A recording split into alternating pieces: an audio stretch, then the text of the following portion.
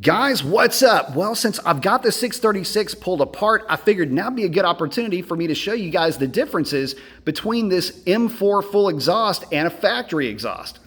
Okay guys, so starting with the M4, since it is on the bike, you've got a stepped set of headers coming into a gorgeous looking set of collectors, and then right out the back with that 10-inch M4 carbon can.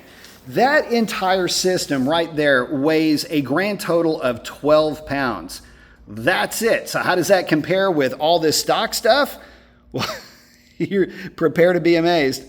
All right, guys, starting with the header and catalytic converter assembly, that's 10 pounds. It practically weighs as much as the entire M4 system all by itself.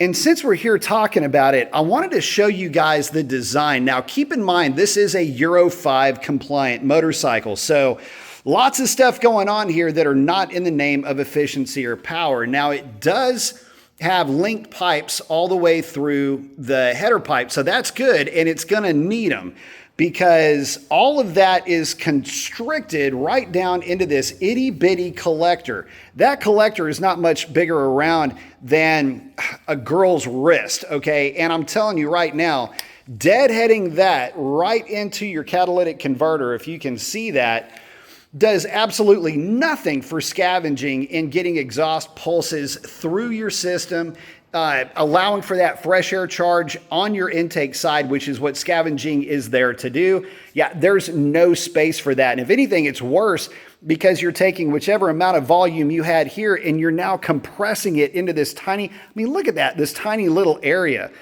Absolutely crazy. But it kind of makes you wonder, how in the world do they make the kind of power that they do with an exhaust like this? I don't know, but let's keep moving on. Okay, guys, next is this pre-muffler thing. Look, whatever it is, it's checking in right at about 6 pounds. And this thing is so weird. So you can see right straight through it. To give you an idea, it's kind of hard to show, but this is just an open pipe, basically, with a bunch of perforations to allow exhaust gas and noise to fill a chamber. It's about 6 pounds worth of uselessness as far as I'm concerned. Excess weight doesn't really do anything in terms of making the bike sound better. If it does make it more quiet, anyway, doesn't matter. This thing's off the bike and it saves you 6 pounds. Next. Okay, guys, next is the muffler.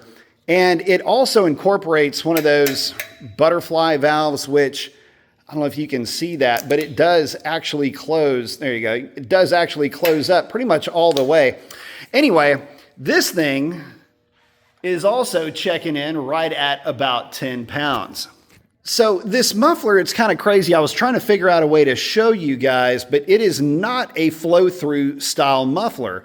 It's chambered. You can't see all the way through it. This thing by itself could muffle a freaking V8, right? I mean, there is just so much going on here with all of the extra material. I cannot understand why there was a pre-muffler to this muffler, but it explains why the bike sounds like a sewing machine. All right, guys, so other areas of weight savings, what would have gone here would have been your servo actuator for that butterfly that you saw, and the associated cables. That's about a pound of weight that you don't have to worry about anymore. Not to mention, with this being out of the way, you get all this space for stuff. So you kind of get a trunk back.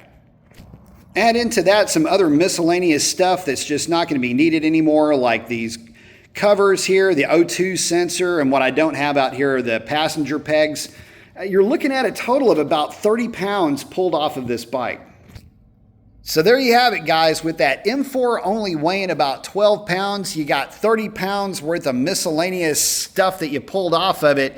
You're looking at a grand total of about 18 pounds of total weight savings, which is absolutely huge on a motorcycle.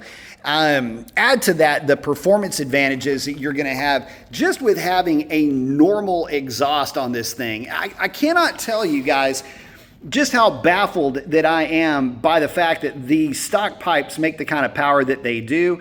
But little wonder why these Euro 5 bikes, once you pull this restrictive, I cannot believe, anyway, once you pull this restrictive header and catalytic converter assembly off these bikes, This is a 636, and it's going to end up picking up about 10 or 12 horsepower once it's all said and done, which for this bike is massive.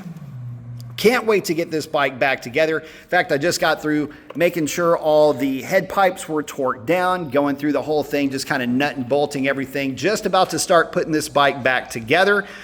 And it is going to be so good. But hopefully, guys, if you made it this far into the video, consider smashing that subscribe button. It helps the channel out way more than you know. Next time you see this bike, hopefully she'll be up and running. We've got the ECU sent off to Two Wheel Dyno Works. So once that gets back, we're going to put that back together, get her fired up, and let her rip. So with that, guys, y'all take it easy. Hope to see you on the next one.